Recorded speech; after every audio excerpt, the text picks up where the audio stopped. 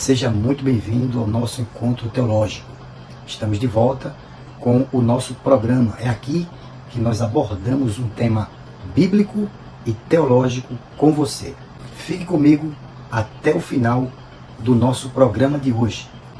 Vem comigo que o programa de hoje está só começando.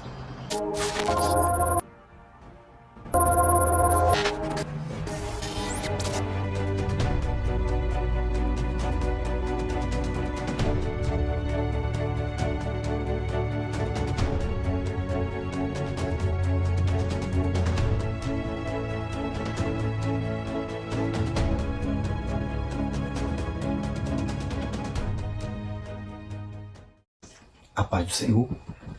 Eu gostaria de apresentar mais uma vez, para os que ainda não conhecem nosso trabalho, o livro de minha autoria, com o título Os Dons Espirituais e Sua Atualidade.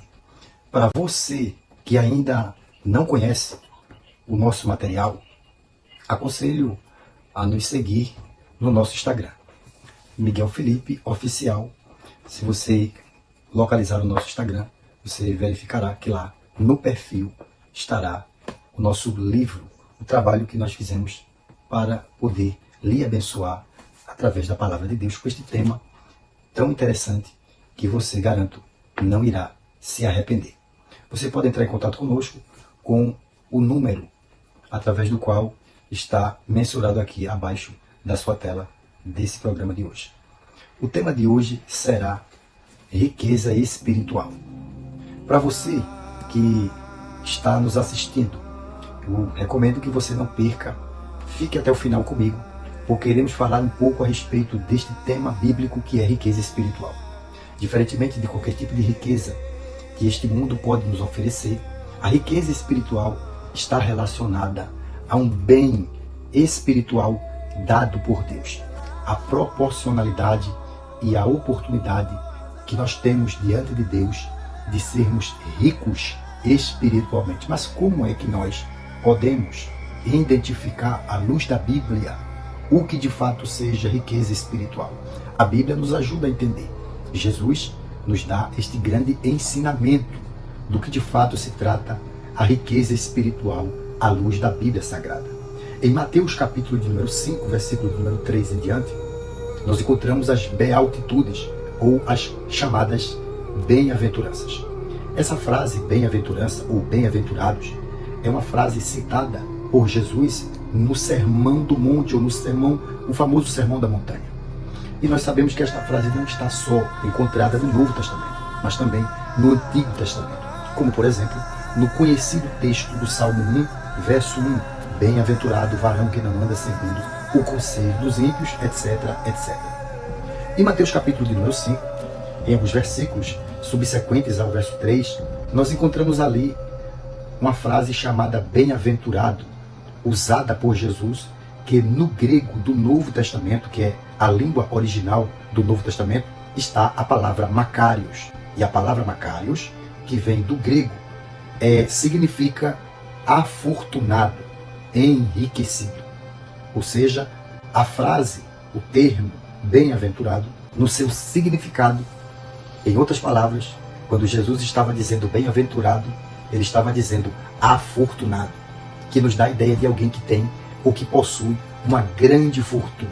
Que neste caso, que é o tema de hoje, que é riqueza espiritual, nós extraímos desse termo, dessa palavra grega makarios, a frase aquele que tem uma grande fortuna, que neste caso não é uma fortuna material ou econômica ou patrimonial, mas muito mais além do que uma riqueza, do que uma fortuna em dinheiro, em patrimônios ou bens materiais. Afinal de contas, trata-se de uma riqueza, de uma fortuna, de um tesouro espiritual.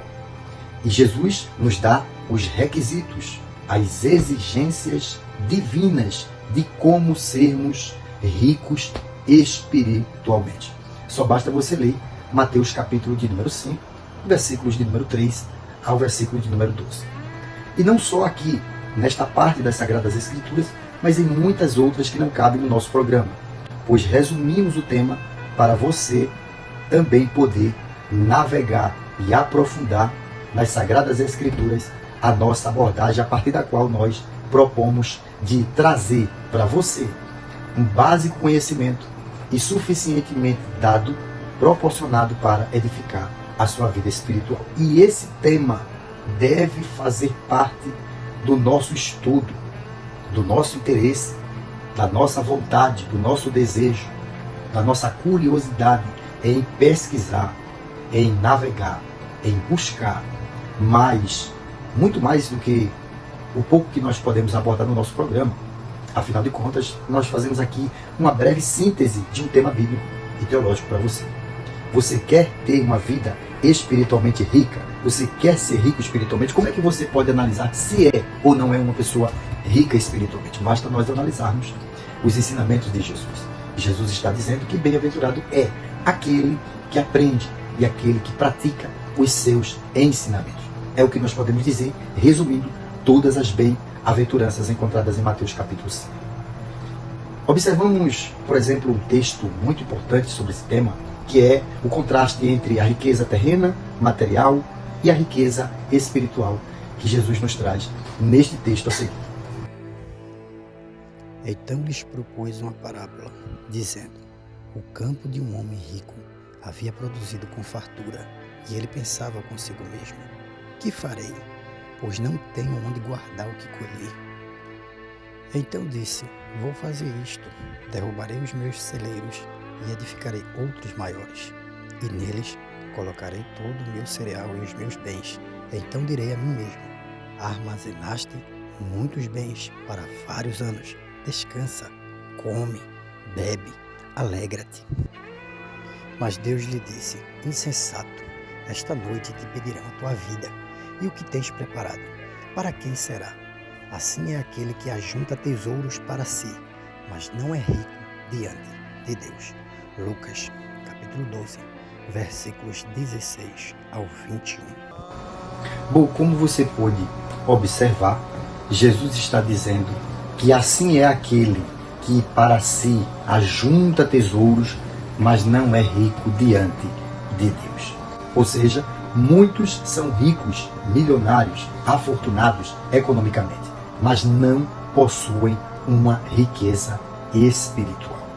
Logo, não adianta diante de Deus ter dinheiro e riquezas, mas não ter uma vida rica espiritualmente.